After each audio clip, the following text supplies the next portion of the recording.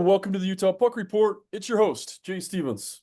Just happy to be with you. And that's a introduction that I stole from Mark Christiansen, a longtime radio friend. And it must be because I'm thinking about radio. But before I get into why, I want to mention my sponsor, Larry H. Miller Toyota in Murray. These guys are awesome. Go buy a car from them. If you're looking for a used car, they've got tons of them. But if you're looking for one of those brand new, good-looking Toyota 4Runners, go to Larry H. Miller Toyota in Murray. Ask for Jeffrey. He's going to take care of you. Tell him the Utah Puck Report sent you, and he'll say, I don't know who that is. But then, yeah. But anyway, check him out, LarryHMillerToyota.com. I'm going right now, man. Yeah, all right, well, an offer's still good. My guest left. My guest, everybody knows my guest. Everybody in Utah hockey knows my guest. It's funny because Chris Haggin, longtime PA announcer, voice of the Utah Grizzlies, but we go way back before hockey. Well, way back. You had been playing hockey. When you and I met, I had not actually played hockey yet. And I had stopped. Yeah. And I had That's stopped. crazy. So Chris Haggin and I met, I'm going to say I was 13, 14. Yep. And working in radio at K-Bear, where you were the Red Rocker. That's how I knew you. Yep. And that's not a name you gave yourself, though. Tell us about how you got that name. Yeah. I'm not sort of the person that would self-apply any kind of gloss, taking that term from Jim Rome. So it would never have occurred to me, Jay, to call myself the Red Rocker. I'm happy to be the Red Rocker, but it was born out of an incident with Street Strider, who was the morning guy at the time, along with what was her? She was so beautiful, Catherine Brown. Yeah, right. And they had that morning show. He just started, when I would interact with him and stuff, he started calling me Red Rocker, and it just kind of took off from there. And I always say when the subject comes up, that Sammy Hagar, the real Red Rocker, he has to actually put some red on him. He's got to put some red pants on, or he's got to strap on a red guitar. Well, I got the red right here. I take it with me wherever I go. So you're the true Red Rocker. He's just the more famous. And like I've said before, it's like the real Spider-Man can shoot webs out of his wrist, and then the wannabe Spider-Man has to put the wrist web shooter on. Yeah. That always bugged me, man. Yeah, if I'm Spider-Man, I wanna be able to make it organically come out, right? Yeah. As weird as that sounds. It's funny. You and I've talked about this before, but I think about when I started radio and how I got into radio. And I've told you this story, but I was at Power 99. Yeah. Well, actually, I was in 7th grade. And I was kind of a troublemaker and a talker. And I know it's hard to believe. my 7th grade teacher, Mrs. Rivas, said, "You know what? It seems like you've been through some stuff in your life growing up, and you've got such a positive attitude. You seem to be good with everybody. There's this show that's looking for people like you to come on and talk to other kids that are also causing trouble and maybe trying to come out of it and want to talk about it. So we want you to go down to Power 99 and talk to some people about, getting through this stuff." And I'm like, all right, sure. I'd love to be on the radio. And I went down. It was kind of boring. And it was just, it was you talk with Sylvia Bagley, just me talking to other 7th graders, basically. And I roamed into the other studio, and there were guys in there trying to guess who this mystery artist was that had started this new, he'd released a song, but he didn't want people to know who he was because he wanted the song to have merit on its own. And I walked in, and because of my background with not even my background, growing up, my Uncle Charlie was a big rocker. He was in a band called Truce with mine and your mutual friend, Tracy Sweetring. Yes. Love Tracy. Love Tracy. And I got to tell you, those guys played my 10th birthday party. I had a rock band at my 10th, or maybe I think it was my 10th or 12th birthday party. I had Truce play at my birthday. Wow. But anyway, I walked in, and I heard a voice I was familiar with. And they're like, "We don't know who it is." And I said, "Oh, yeah, that's Donny Osmond." And they're like, "What? No, what?" And then they start talking about it. They're like, "How did you figure that out?" And I said, "I love rock and roll. I love music. And I just sit around with my uncle and listen to albums." And they're like, "Yeah, well, and I started talking to him, a guy named Mark Christiansen and a guy named Evan Lake the Waterman. And I think Casey Baird was there at the time too. And somebody else I work with now, Sue Kelly. Nice. And Yeah, I started being a 12-year-old producer. I'd go hang out at the radio station, and they taught me how to drive. They taught me how to do, run radio and run a tight ship. And I started with Casey Kasem. So Yeah. that We, was we my introduction probably to radio. we probably taught you some things that you shouldn't have been taught. Yeah, well, someday when I don't work for KSL, I'm going to do a tell-all podcast about all the stuff I learned in Yeah, radio. yeah, yeah. I'll just say two words to you: rock clinic. Yeah, Did you ever go to the rock clinic? with Dr. Rock. Yeah, with Doc Rock, Alan Bain. Yeah, Alan Big Bird Bain. I came in the studio when some of that was going on. Yeah. Oh man, the uh, the FCC regulations that we overlooked during those occasions. This was late hours on Friday night for those that don't remember, and it was a show for a couple of hours that was specifically about heavy metal music and stuff, and he was breaking artists and whatnot and having them in after hours for interviews, and he loved to have a studio full of people, and there were drinks, libations, everything that you can imagine in that sort of party atmosphere happened at the Rock Clinic. I would love to, and I'm sure he's got them. I'm still obviously really good friends with Alan Bain, and I think he's got some shows taped, and I think it would be fantastic to go back and listen to some of that, because I Oh know a lot of man. it would have been train wreck, right? But a lot of it was probably really great stuff. Yeah, I love that. I would love to hear that stuff. Um, just a Yeah. weird side note. One time I went on a medical call just to help somebody, and Yeah. I'm looking on the wall, and I'm like, that's me, and that's Alan Bain. And I was at Alan Bain's mom's house. So Yeah. that was kind He of weird. he tells that story about that. Yeah. What were you coming over to help with his dad or something? Was it? Yeah, something like I can't really go into much detail as a, Of but course. yeah, I'm sorry. something like yeah. Interrupted. I was just there to help, and it was awesome to run into an old friend. How did you get into radio? Let's see. I against what most sane people do, i.e., go and hang out at remotes and stuff and bug people until they let you have a part-time shift. I actually went to a radio broadcasting school, which is now gone by the wayside, doesn't exist anymore, and got a little certification there. It was in downtown Salt Lake. It led to the best thing about that program was that it introduced me to the person that gave me my first radio job, and it required me to go up to Soda Springs, Idaho, of all places. So my first radio job was up in Idaho for about half a year, is about how long we lasted up there. Oh wow. And then I came back to Salt Lake, and I got on with KRGO. Remember KRGO, Country Yeah, yeah, yeah. Cargo, the cow chip though. This may be a little bit too old for you. I know there's a good 10 years between us, but that was an amazing experience. I went from Cargo to uh, uh, Kazan, I think, which was another country station. Then finally, through the help of Alan Bain, I got hired on part time at K Bear, and it just went from there. And Yeah. again, somebody should write the stories of that time, of the K Bear in those days being at the top of the Walker Center, and DB Cooper's being at the bottom of it, and nothing but parking spaces in between. I mean, it was just epic. I'm sure you have all kinds of stories about that building and that place, and the vitality, right, of being downtown at that time. Salt Palace is just a couple of blocks away, and everything that was great about downtown, and still is. We were locking it. Really, then a few years later, they moved K Bear ownership and stuff, and they moved to where they're at now over on Bearcat. And I hated Bearcat from the get go. It was just a strip mall type place, right? Yeah. uh, That's funny because that's where I started, was on at Bearcat Drive.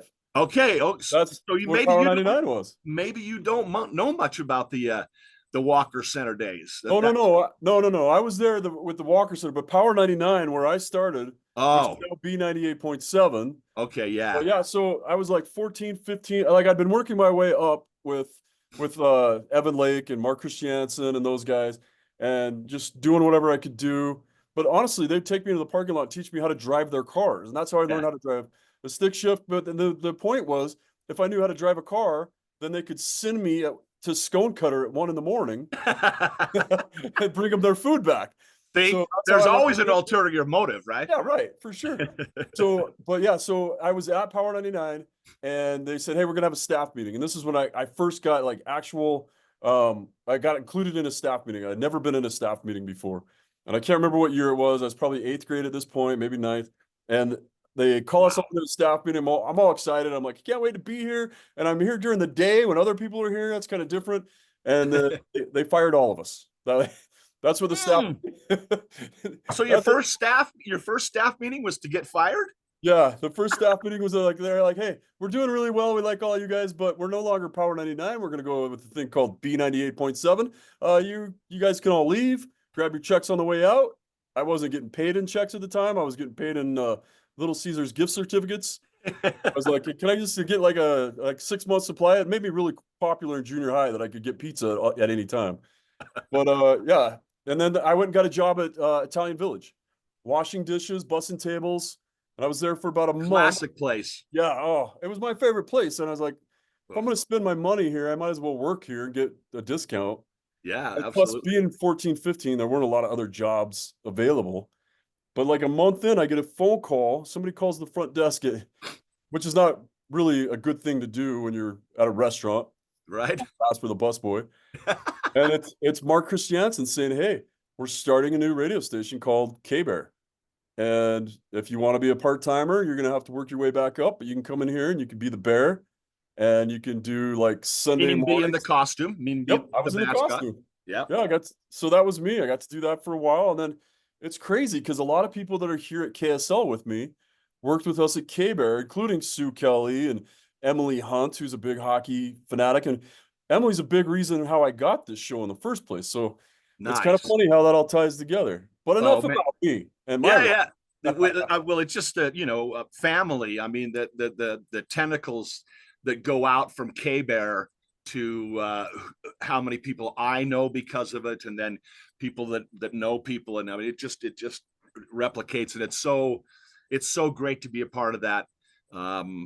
Family, the radio family, and to still, I've been out of radio for a long time now for a couple of different reasons. Mainly, I didn't want to chase jobs, right? I got to be, when I was younger and stuff, I was like, yeah, I'll go anywhere. So I went to Idaho. I took a job at one point in California. And then I just got to be a person that said, no, I don't want to do that. I'm very happy here. My life is here. If I can get radio jobs in this market, then fine. And then I went through everybody. There was no more radio stations for me to work at. And luckily, and you can attest to this, that itch that I needed scratching. Once you've been a DJ, a radio DJ, or been involved in that business at all, it's always going to be with you, right? And so getting involved with the Grizzlies really scratched that itch for me. Take us back a little bit tell me more about how you were into hockey in the first place. Like, when did you find out about hockey? Yeah. You played hockey. Yep, I played hockey. My dad took me to my first Salt Lake Golden Eagles game. It had to have been 70, maybe 71, something like that. So really early on. I don't think that, remember the Salt Palace, the original incarnation of it, that had the chicken, what do they call it? The chicken stuff, chicken wire. Yeah, chicken wire for boards, yeah. Yeah. For the glass. For glass, right. So, but when I went, they had installed the glass, because I don't remember ever seeing a game with the chicken wire. But anyway, I went to the game with my dad, loved a great atmosphere. I was kind of turned off by the fighting at first, because I just didn't have any reference point for it. I thought, why are these guys so mad at each other, But what happened, Jay, was the goalies did it for me. Oh, yeah. Everything about the goalies was just, it locked in. I couldn't keep my eyes off them. I thought they were the neatest looking things ever. Think about it, they still are to this day. They're weird, cool entities, right? With the masks. Even before, when I grew up, it was still the maskless era was still not that far in the distance when these goaltenders went out there and played without masks. Gump Worsley, baby. Crazy. Can you imagine, as someone who you have faced the hardest shots that a goalie can you imagine doing that without a not a chance? So I was just entranced with the goaltenders. It was my entryway. I wanted to go back because I wanted to see the goaltenders, love the game. I became somebody, still am to this day, somebody who I would never advocate for the removal of fighting from hockey. But like, as I say, it was a little weird for me at first, but I was just we're talking like 8 or 9 years old, right? Or something. That makes sense. It makes sense to not understand why it belongs in the game, but I get it. Yeah. As soon as once you know the full story, it's like, well, it really has to be there, and should be there. But anyway, so I started playing Slaha hockey with all my buddies. Rich Bradley, the son of Lyle Bradley. I mean, we lived next door to each other in Village Green out in Granger. That was unbelievable. And we were flies on the wall a few times, Rich and I, for some hockey player parties in this condominium. Oh, wow. Oh my God. And this is back. I mean, nowadays, of course, the players are really taking care of themselves. I'm sure some of them are still partiers and quote unquote partiers and stuff. But in this day and age, the hockey players were smoking, they were drinking, staying in shape was sort of an afterthought, and that was just such an amazing. So I started playing with Rich Bradley and Mark Savage, Jeff Gallagher. I mean, all these guys that I was amazing friends with. And we went from, being the Rugrats at Hygeia or the Salt Palace, playing our games. The Hygeia ones would usually be like at 4:30 in the freaking morning, right? On a Saturday morning, drive to it with my dad through the raging snow. But then you always wanted to have the game at the Salt Palace that was the last amateur game before a Salt Lake Golden Eagles game, because by the time the third period ran around for our game, the players were starting to filter in, right? And they'd come over and watch a little bit, and then we just all go crazy. Look at the Golden Eagles are watching us over here. There's Lyle Bradley, Charlie Simmer, Del Hall. I mean, and then we owned the building too, right? Like, I'm sure that younger people can say the same things about the Maverick Center. But we owned the Salt Palace. We knew it inside and out. Obviously, we all went to concerts there. I actually went to Catholic church services there. I mean, this building was so important to me. Still is, as a matter of fact. I have nothing but, it gives me chills just thinking about it. But then, I lost two state championships in that building. I've got two, I have great memories in that building as well. Just amazing. Not those two, but yeah. Well, then we went through. I think I played hockey until I was a junior in high school. I was a goaltender, and my eyesight just went bad over one summer, and there was no way I was going to try contacts. I still, to this day, there was no way I'd be able to put contacts in my eyes. Can barely get eye drops in there. I tried to play with glasses and a Dominic Hasek type bird cage, which I hated because it wasn't cool, right? Hockey masks are cool, but I thought I want to keep on playing if it works. But the glasses fogged up and stuff. So anyway, I retired from hockey at that point. Graduated from high school, Granger High School, with my buddies, and then it wasn't too long after that I went to the radio school and started my path down radio. So then at some point they connect. At some point, that having that voice and having that hockey background connect, and you end up with the Utah Grizzlies. Can you walk us through that a little bit? Yeah, I think it's thank you. I'd love to, and I think it's a great story. I mean, I guess I'm biased, but the first time they had the Grizzlies had a wonderful announcer, Bill or Bob something or other, and he was very popular. He was very good, and unfortunately the gentleman passed away in one of the off seasons. And so I was such a huge fan of the Grizzlies. I was always on their website, so they had posted a news thing saying, "Hey, we're going to audition for PA announcer." And I said, okay, cool. I'm gonna do it. Started practicing in my brother's house, which had really great acoustics in it. And it was where I started to go, you know, to do things loud, right? That's Uh, one of the main jobs is like, well, I've always been good with my voice. I've always read really well. So those things were not a problem, but it's like, can I do this loud voice that I'm going to have to do at times? And so I started practicing in my brother's house and just shaking the walls. It came to me pretty easily. But the first time I auditioned, it came down to me and Dan Roberts' son, Jeremy Roberts. Dan Roberts, of course, the Utah Jazz announcer. right. Until just this year, right? Yeah, exactly. He's now retiring. Good on him. What a great career. What a Anyway, great voice. I Yeah. love yes, bass, Bass. right? Love the bass. But so, and I understood it, even though it broke my heart in a million pieces.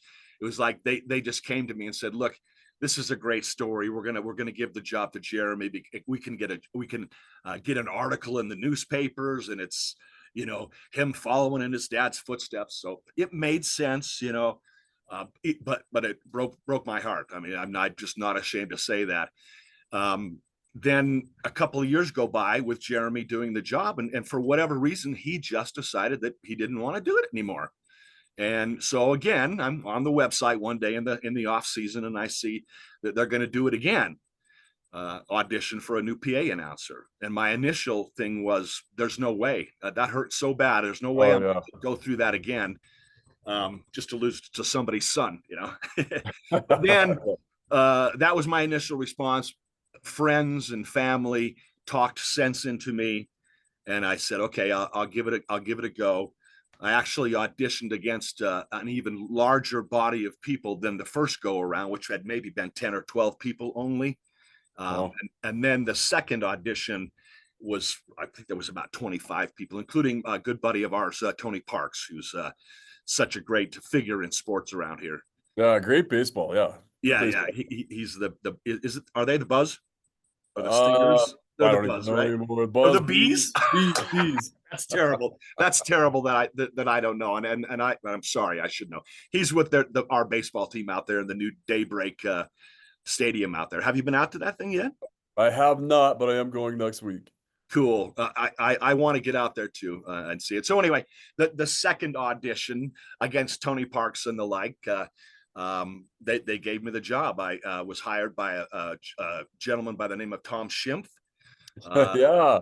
Shout out to Tom Schimpf. He took all my raw talent, and you're right. I was a perfect storm in that I had the radio background, the hockey passion, and a loud voice when called upon, which I could articulate. It wasn't just noise. There's a as far as I'm concerned, there's an art to being loud but still being articulate and being understandable. So Tom Schimpf took that raw clay and made the announcer that I am today out of me. And certainly nothing but kudos and thanks to Tom. Jared Youngman, late of the Utah Grizzlies, believe he's working for the Atlanta Gladiators now. Nope. Jared was instrumental in my long tenure. I did 20 years as the announcer over there, Jay, and the team's 30 years old. So, you can do the math. And of course, tragically over this past summer, the GM guy, the guy that ran the Maverick Center, Kevin Bruderer, passed away. Those three gentlemen, Tom Schimpf, and Kevin and Jared, and to another degree, in the early days, Adrian Denny and I worked a lot together and had a lot of fun together. I used to do the post game shows with him. So No, those I four listen to gentlemen, I have to give nothing but props to and thanks for, the career that I was able to etch out there with the Utah Grizzlies, and of course, now we know what's happening with them. So Yeah, and we'll get to that. It's fun to listen to you talk, and you mentioned some people that I just hold in such high regard with Tom and Youngman. Like Youngman and I have been through so much together, yes, creating and running the Guns and Hoses games, and me as an e-bug there for 25, 26 years, and Yeah. One of my favorite things is because you don't always know when I'm going to pop up on the other team. I think you know when I'm on the Grizz. Yeah. But one of my favorite things to always do is come out and you've got your head down, you're working diligently, and I like to get on the ice and just smack the boards where you're at with my stick. Oh yeah, and I'm so easily scared anyway. I'm just my main spring in my entire family. We're all just jumpy as hell for what we were raised up Catholics. I think that has something to do with it. So yeah, you scare the hell out of me. He's like, there's good old Jay Stevens, um, and it was just such a to have. It was one more sort of thing that tied us together. We'd already had all the radio stuff, and all of that. And then now all of a sudden we have connection through the hockey team, and to have you out there, it was just special. And of course, I think maybe you will ask me later on about some of my favorite memories. And of course, I could not talk about your game. Well, let's just talk about it. What are your favorite memories from your 20 plus years with the Grizzlies? Yeah, well, definitely I just keep calling it your game, the game. Yeah. Or as Andy Warhol said for us all, everybody gets 15 minutes of fame. Now it went a lot longer for you than 15 minutes, but that was your thing there. And it was so great to be a little bit of a part of that. To watch what happened. You were e-bugging for the Utah Grizzlies. I remember I'm sure you remember too. We were playing the Rapid City Rush. We had a lead, I believe, at the time. 2-2 tie. It was a 2-2 tie. Okay, very Yeah. good. Yeah, see, I just looked it up. nice. And so the only way an e-bug can come into a game, as you well know, is if it's just the regular goalie cannot physically play because it's going to get worse. The injury that he's got, it's just it's a safety factor thing, obviously, and so whoever the gentleman was that was a goaltender at the time, and you were e-bugging, I think he took a shot to the face and got a real good gash in his face, right? Yep. And it happened. It was like all of a sudden we're in this situation where everybody knows this could happen, and here it is happening. So Jay, you skated out determinedly from the bench and put your stuff on and got in there. Did you get any warm-up shots? I don't think no warm-up shots. Nope. No. And the game started.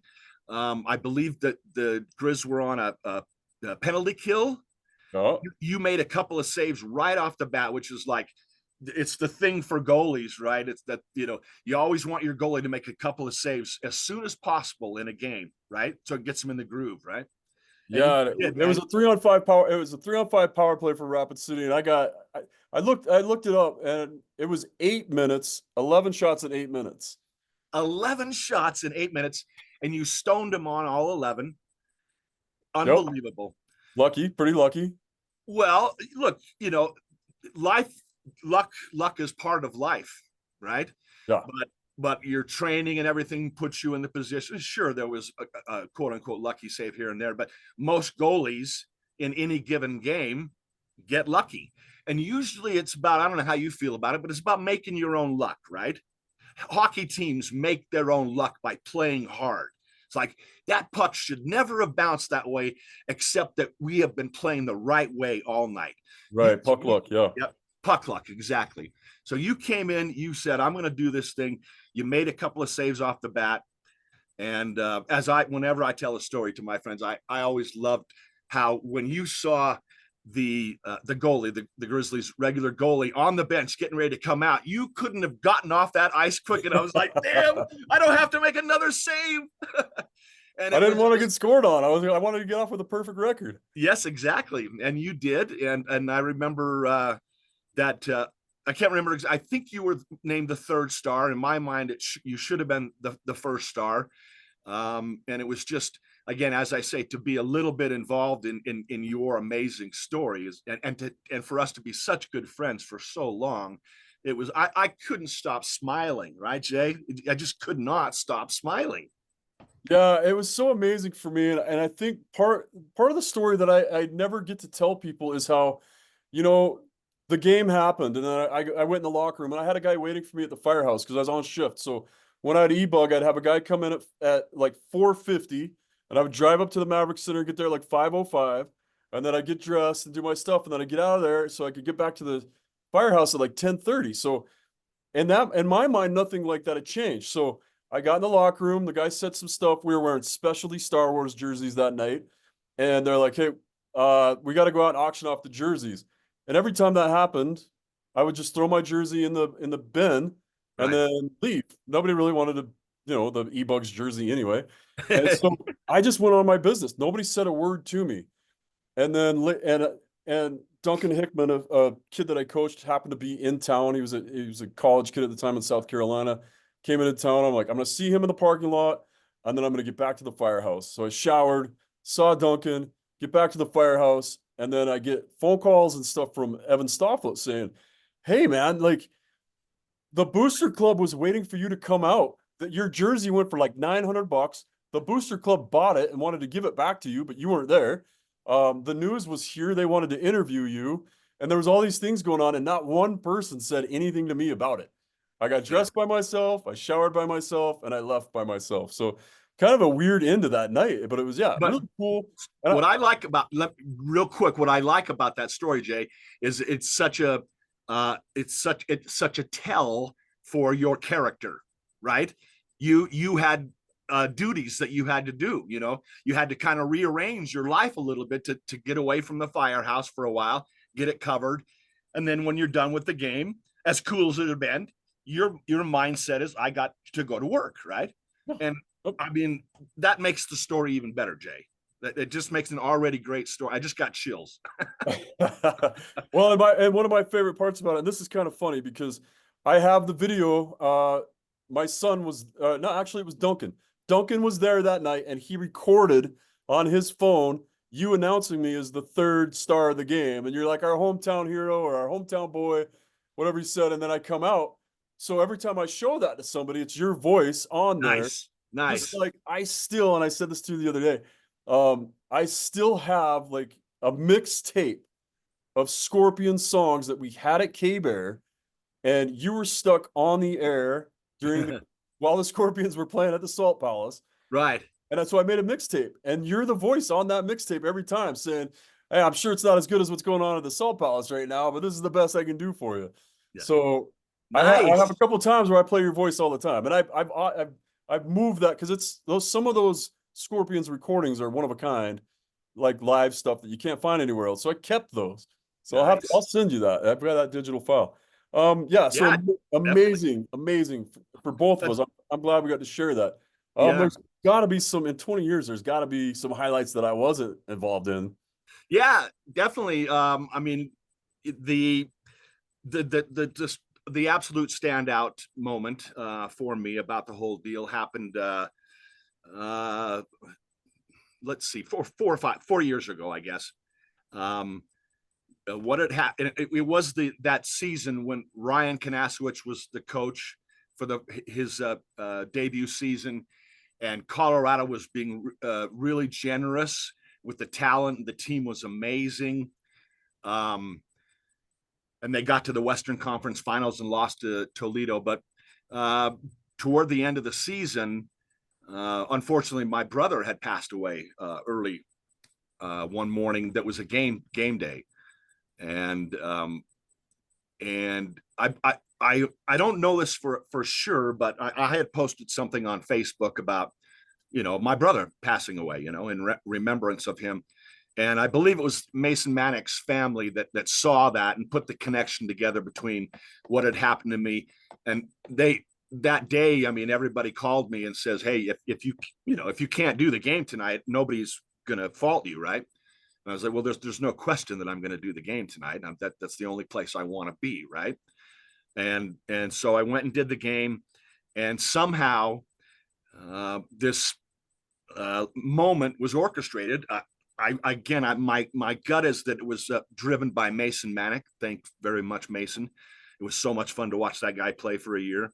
Oh yeah. But so after the game, obviously we had won. The Grizzlies had won 2-0 behind a Trent Miner shutout. And usually the game's over. Now the players start to slowly go to center ice to raise their sticks to the crowd, right? Well, they didn't do that. they all started slowly coming toward me, toward my spot over there, looking at me, all of them. And I was like, what the hell? I've done something really bad. And these guys are about to bum rush me and kick the crap out of me or something, you know? But no, one by one, they came in through one of the penalty box to my left, came in one by one, and either gave me a hug or shook my hand, and said, we know what today was for you, and we so appreciate what you do for us, and thanks for being here today, and various things like that.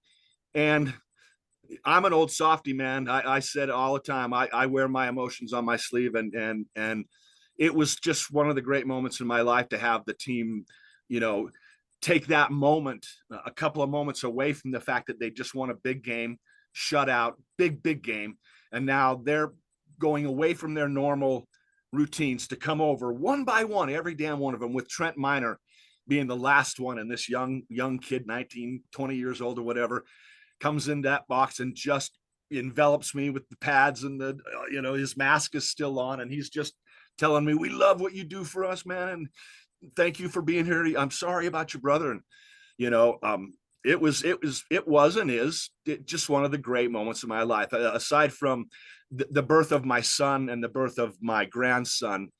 There's really nothing else in my life that I'm prouder of, and was more touched by. You know, it was such a moment, you know, and Yeah. I'm all broke out in goose flesh here. Well, I'm getting teary about it. Like I Yeah, love, and I on this show I say all the time, the thing about hockey is not the wins and losses, it's the life lessons. And it's yeah, the friends. It's the friends and the family that you make in this, you know, this weird sport that we play. yeah. And It's the everything. connections that you make on that level with other people and how they know you. And it's, I don't know, that's what's the most important part of it for me is that's the part I need. That's the therapy is just getting in that locker room. Yeah, yeah, yeah, Yeah, it's yeah, great to get the exercise too, and it's great to get out there and play, but it's yeah. just that connection that you make. I I have always said, and will always say, because it's the truth, my favorite Grizzly of all time is Travis Rycroft. What Yeah, was love that he kid.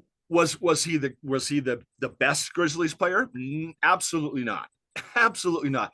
But Travis had intangibles, a heart and a desire, and an absolutely amazing human being, as far as I could tell. I got to interact with him for a few things off the ice, and I love this, Jay. He gave me my official hockey nickname, right? Higgs. Higgs. Oh, there Higgs. you go. Yeah, of course you did. He used to call me Higgs, and I in the early days I used to do an interview up every game, an interview with the player.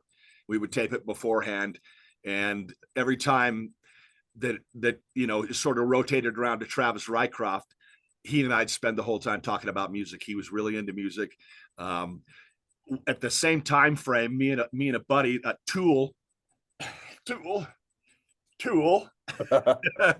was playing at the Maverick Center, and we got free tickets, and we ended up in the Grizzly suite, right? Oh, wow. And Travis and one of the other newer players were up there, and but we had done a whole bunch of pre-partying, me and my friend, so we were feeling it, and it was just so great to watch a concert like that with Travis, and you know, hang out with him, and but you know, so many great players. Kanasowicz when he was a player, so much fun to watch, just an offensive machine, and the other kind of memories I wanted to mention, because it's hard when you do so many games to remember sort of specific goals and stuff like this. It is for me anyway. That's how my mind works. But I also remember pre-game for anthems when we had a couple of times full-fledged American flags in the Maverick Center, just Oh, covering yeah. the ice.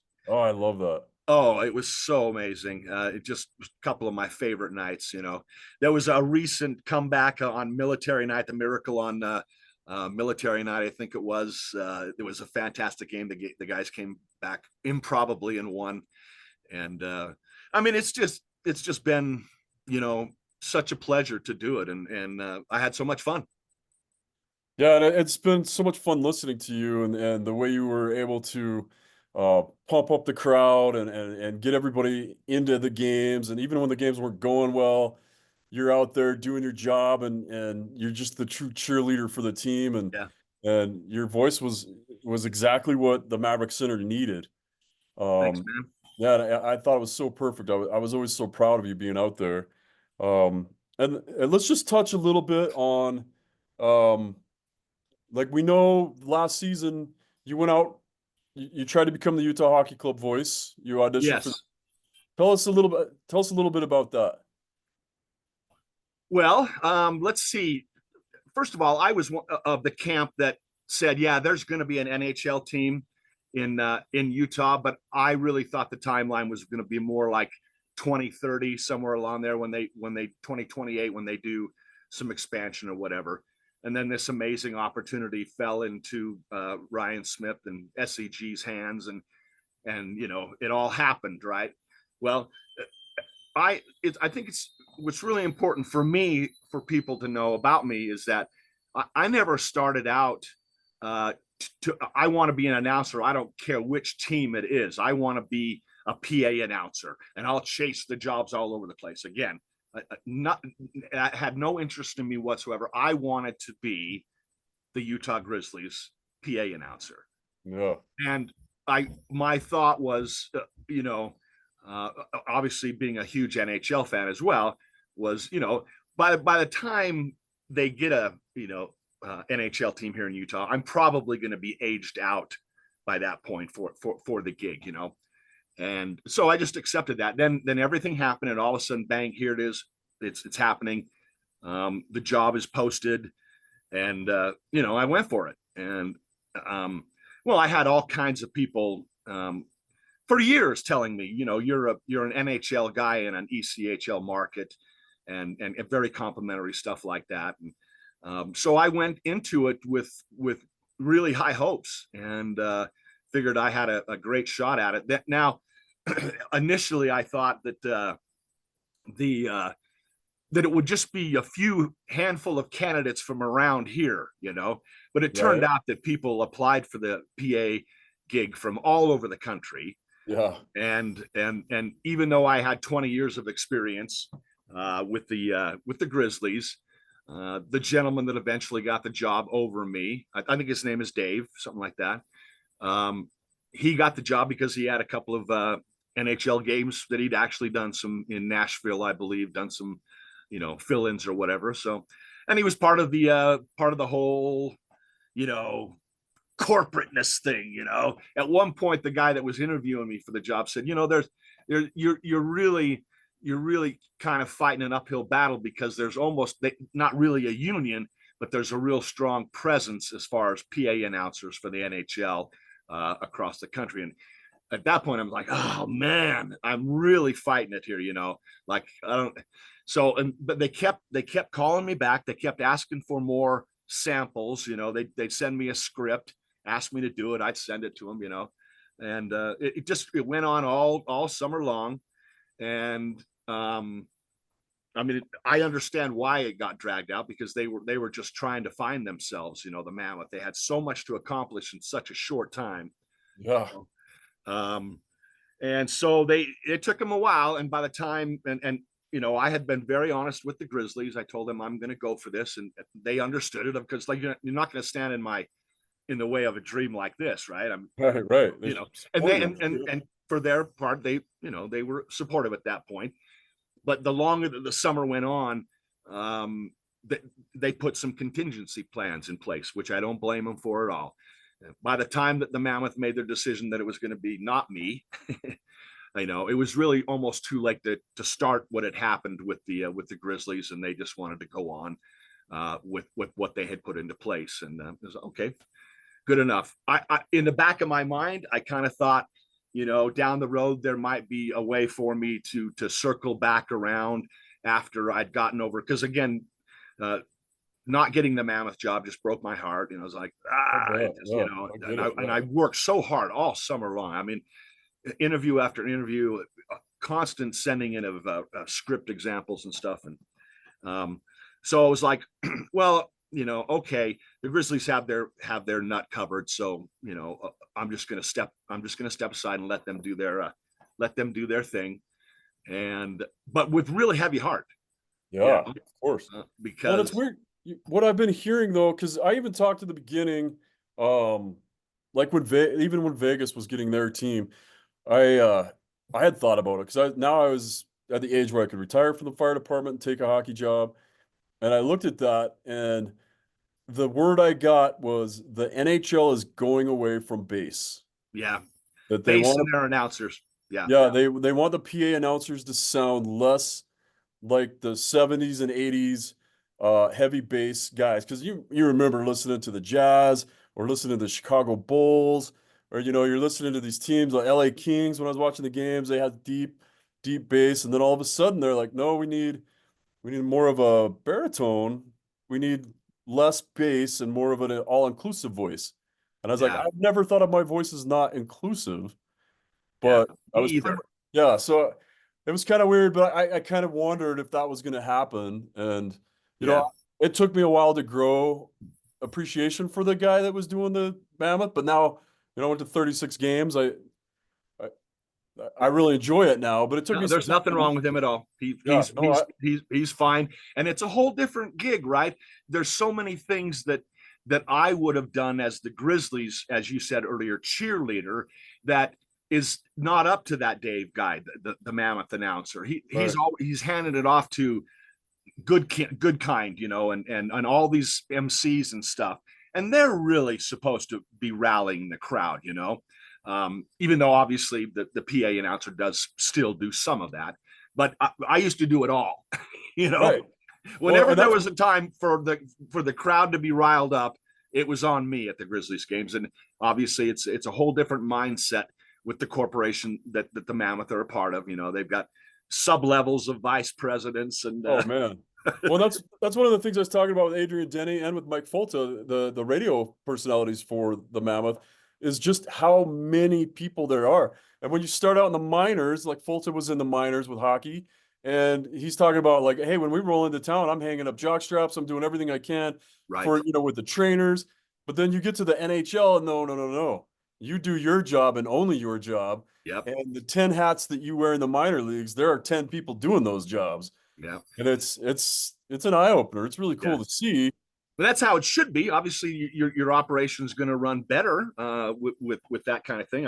I know you and I have talked in the past about the the challenges of being in minor league sports. And for me, my experiences with minor league hockey in the state of Utah with the Salt Lake or with the Utah Grizzlies, and believe me, I could go on and on about backstage stories about how because I was very, very part time. I had a full time job. I would come in for the games, come in a couple hours before the games, and they would tell me, "Here's what we want to do tonight." And almost invariably, I would have to go, "Okay, that's fine, but we can't do it here. We got to do it here." And because what I always embraced and knew, and it's the absolute truth, is you can plan all you want, Mr. Game Ops guy. The game is going to tell us what we get, right? Right. Literally, it's not going to happen, but literally, they could play for 20 minutes straight and you'd never get any of your promotion stuff done, right? So you got to Right. learn to roll with the punches. And I got really good at that. We got really good at that on that minor league headset, which is a mindset, which is, you know, to put it as crassly as this, um, I actually don't know if I have a way, but the Grizzlies wanted to spend as little money as possibly, right? Because they had Right. very little money, right? So, Yep. I mean, it wasn't uncommon for them to say, oh, you want to sing the national anthem for us one night? Cool. Sell 20 tickets and you're on, right? Yep. Instead of Oh, just yeah. going, if you can sing the national anthem in a good way, come do it. We'll be happy to have you, right? And here's two. And we'll give you 20 tickets for your friends or something, Yeah, or 10 tickets for your friends. yeah, I exactly. get it. But those the behind the scenes stuff that was oftentimes very frustrating. The great times way outnumbered them. Yeah, for sure. The team could go through a little a losing streak, but then they have one good game at the Maverick Center where they dominate and get some amazing goals, some fights, and then all that stuff is forgotten because now you're a winner again, and winning is just so great, right? Yeah, winning seems to cure most things in pro sports.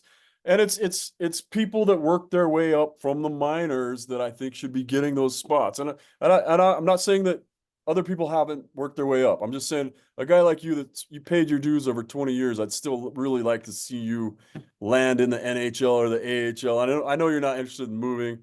I'm not really either, Yeah. but it just seems like, and not that it ever matters, but it just seems like people that deserve it should get it. But Yeah, again, yeah, yeah. there's no We such could thing go. as deserve in pro sports. Yeah, exactly. And one of the constants about life is change. So you gotta be prepared. I'm having a ball being just a hockey fan.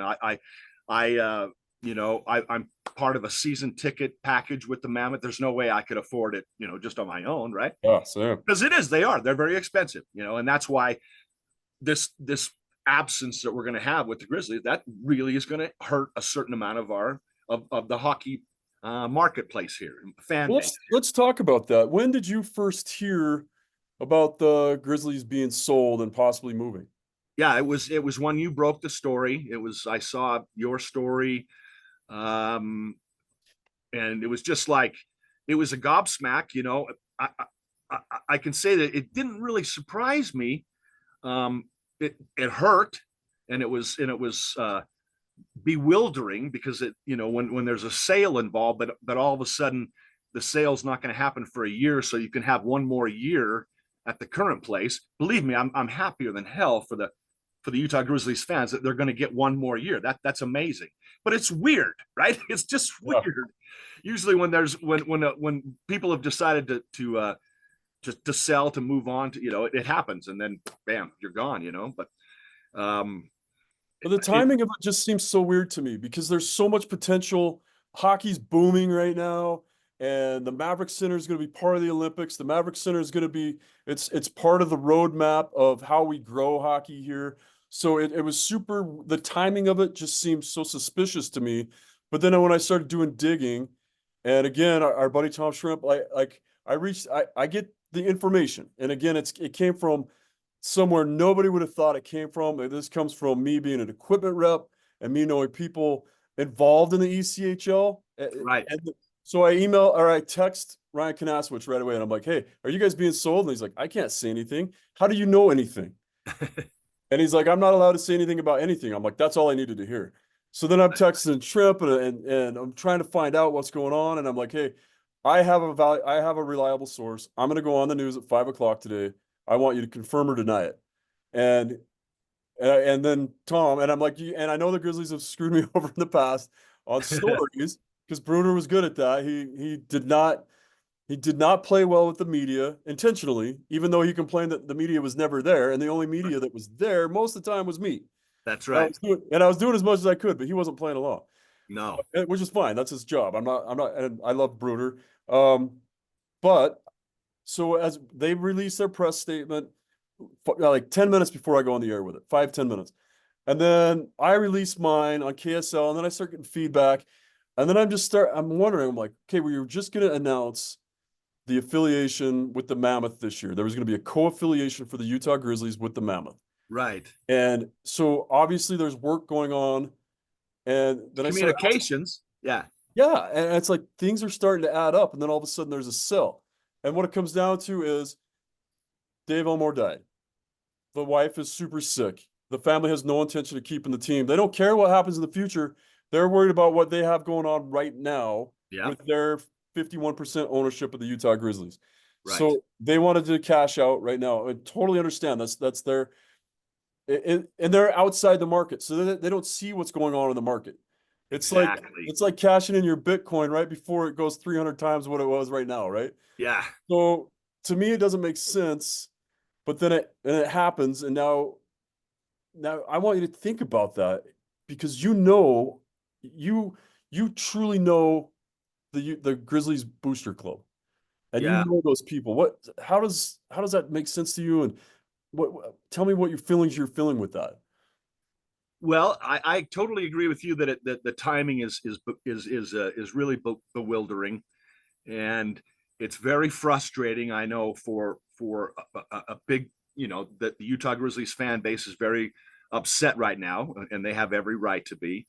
Um, a lot of them want, Mr. Ryan Smith, SEG, to just wave a magic wand and buy the Grizzlies. Gosh, how much could they possibly be going for?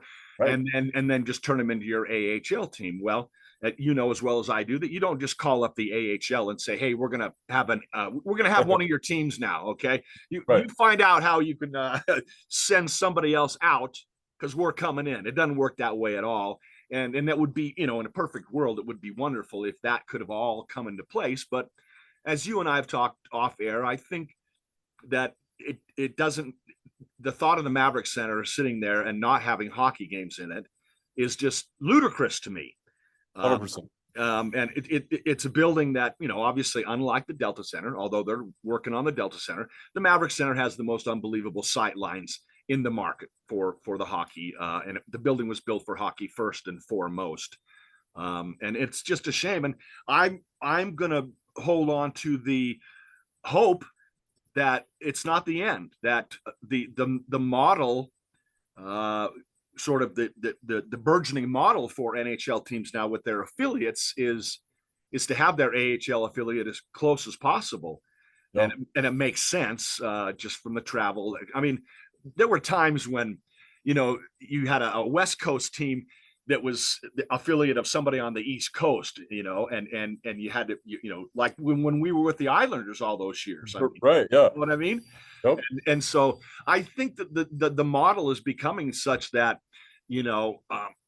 I could definitely see. I have no information. I know less than anybody because I don't poke my nose into stuff. But it wouldn't surprise me if in a few years' time that that things happen. And there was an AHL team in that Maverick Center that was the Mammoths affiliate. I think there's every possibility that could happen.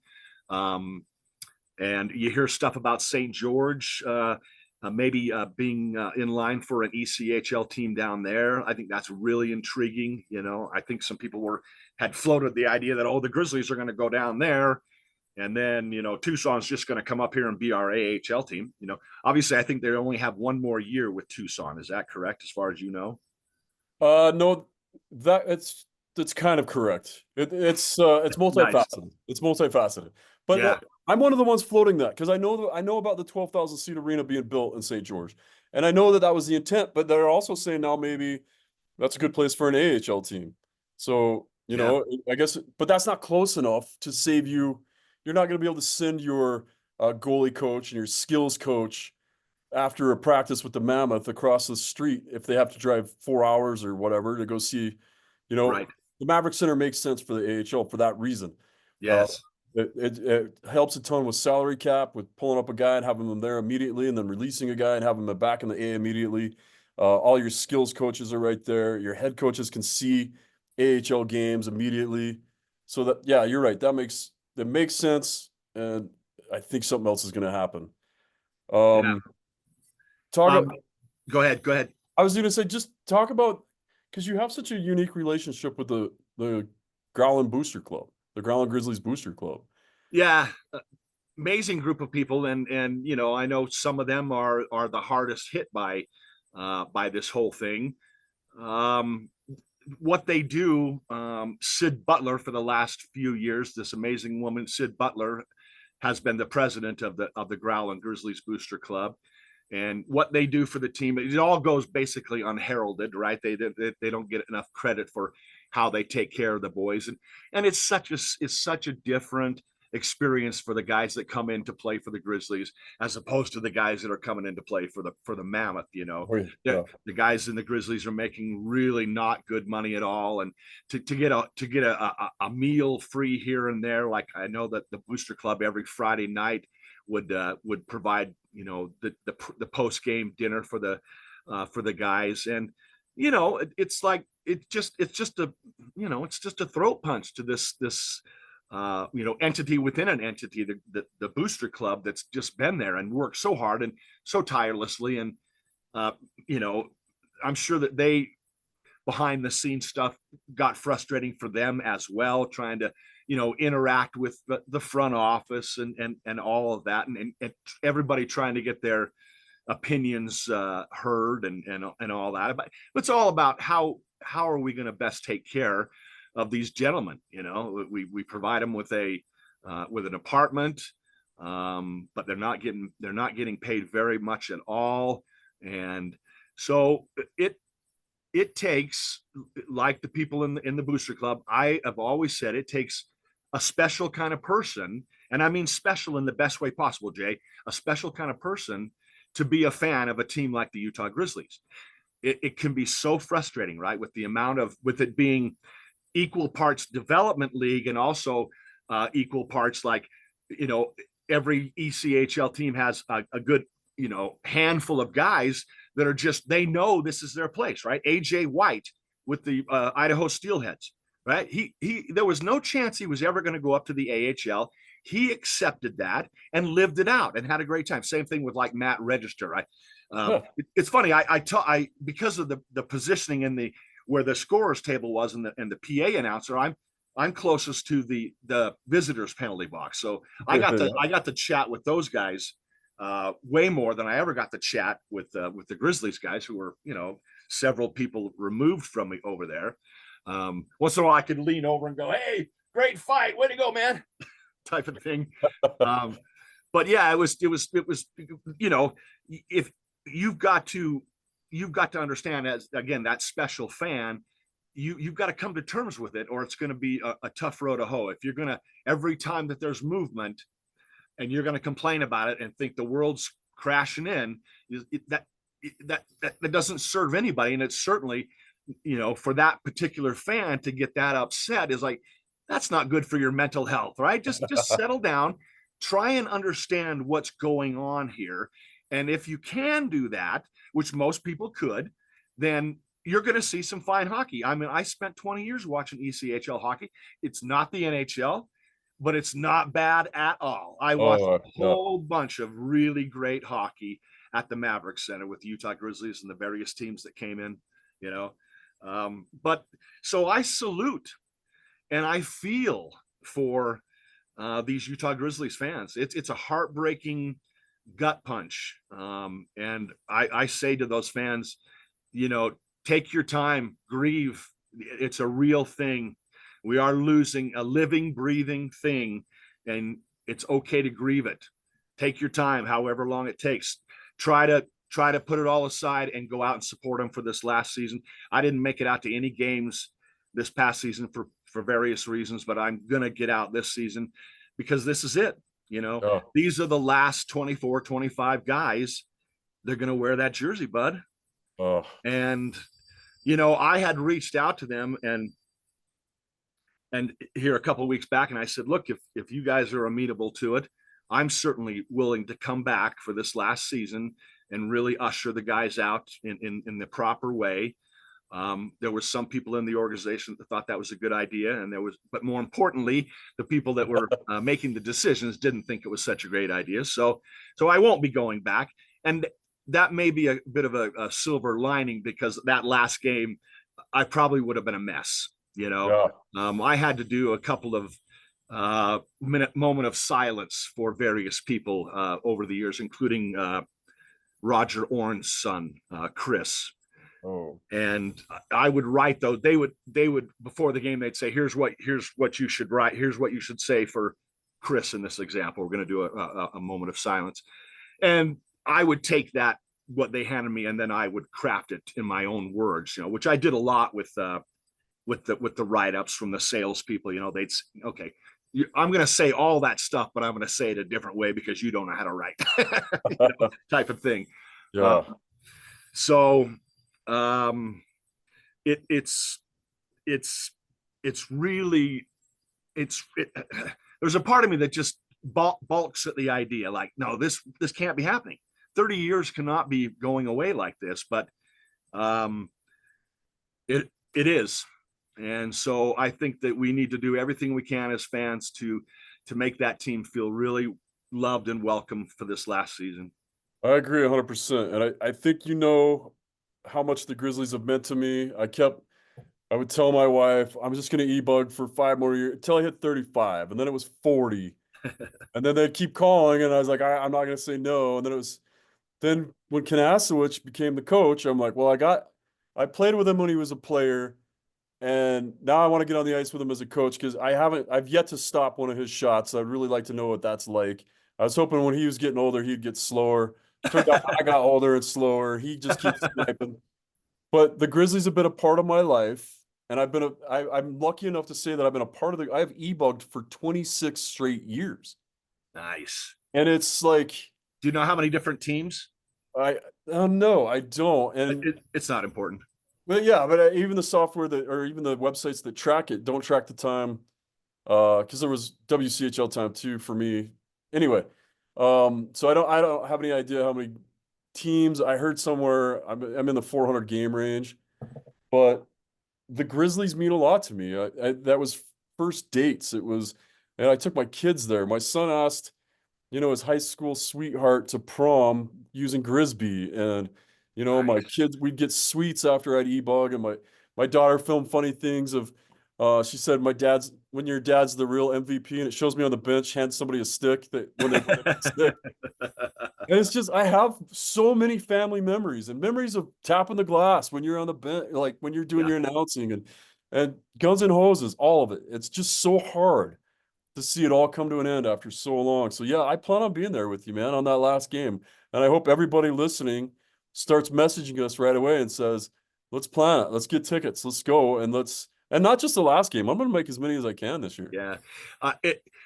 However it's come about, Jay, it was so unfortunate that Ryan moved on. He had to do what was best for him.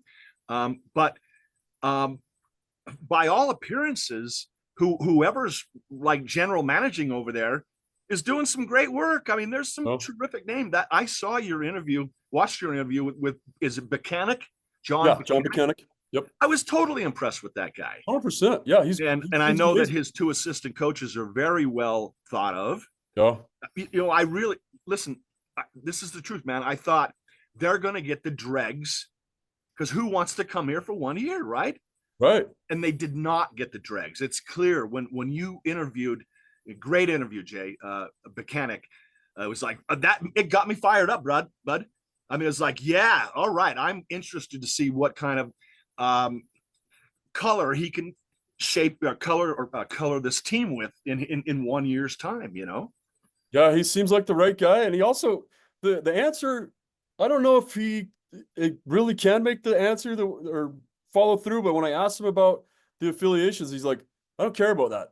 Yeah, I'm here to win. I'm here to yeah, win, and that's it. Like, and every other coach would be telling you, no, I'm here to develop players and move them up to and maybe that's a good thing. Maybe he's like, hey, I got 1 year. yeah, I'm here to win, yeah. and whatever happens to the affiliation happens. But I'm here to win games.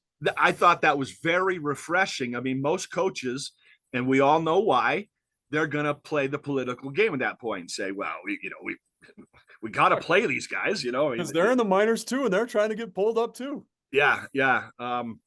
So I just it's still hard for me in some respects to get my head around it, but it's a reality, and but I would just caution hockey fans and Grizz fans in general, just be hopeful. Yeah. This sucks. This really, really, really sucks. And as I say, take your time, grieve, be pissed if you need to be, but don't let the boys down this season. Let's send them out properly, and that's by being there and supporting them. The team last year under Ryan really scuffled. I know they had all kinds of problems for various reasons. So hopefully this iteration will get some wins and provide some memorable games for the last season in the Maverick Center for the Utah Grizzlies. That just sounds unbelievable to say out loud, right? It does, and that's great advice. Is to get out, support the boys, and maybe seeing that jersey for the last time. Yeah, and I've always said, like, even if a guy fleetingly plays for the Grizzlies, an Eagles guy that comes down and plays for 15 games and lights it up, and you fall in love with him. And then they call him up and, oh, why do we always lose our best guys? But now that guy, this is how I am as a fan. That guy is always going to be a Grizzly to me, and I'm going to follow him. Just like with what happened with the Mammoth, with Josh Doan and Michael Kesselring. I'm going to be following those guys for the rest of their careers. Yeah. And you know, there's a lot less movement like that in the NHL. There's all kinds of movement at the ECHL level, and if you can't come to terms with that, it's going to be a rough road to hoe to be a fan. So I say, accept it for what it is, and come out one more season of Utah Grizzlies hockey in the ECHL, and have fun. Just have fun, and love them up. Perfectly said, Chris. I can't thank you enough for taking time to come on the show. I love everything you said, man. I love you. I'm proud to be your friend. And thank you, brother. Same right back at you. I mean, it when you start thinking about, I've known you almost as long as some of my best friends, and I've been lucky to have friends that, you know, over 40 years, you know, so I'm blessed, and you're one of those guys that's just there. And I want to say to you as we wrap up here, you were last summer, when I talk about the struggle of whether or not I was going to get hired by the Mammoth, you were a real cheerleader for me. We talked a lot. We chatted a lot via social, our messenger and stuff. And you were such a champion of mine, and I really appreciate that, man. I'll always remember that, buddy. I was hoping for you, man. I was really hoping you'd get the job. I was doing everything I could with the contacts that I had, but yeah, I know you were, and I appreciate it. And we got close. We got close, man. I got to see you do the development camp game. That was cool. Yes, that was. And I can always say that, man. I got to say some of those guys' names before the current guy did. Well, that's awesome.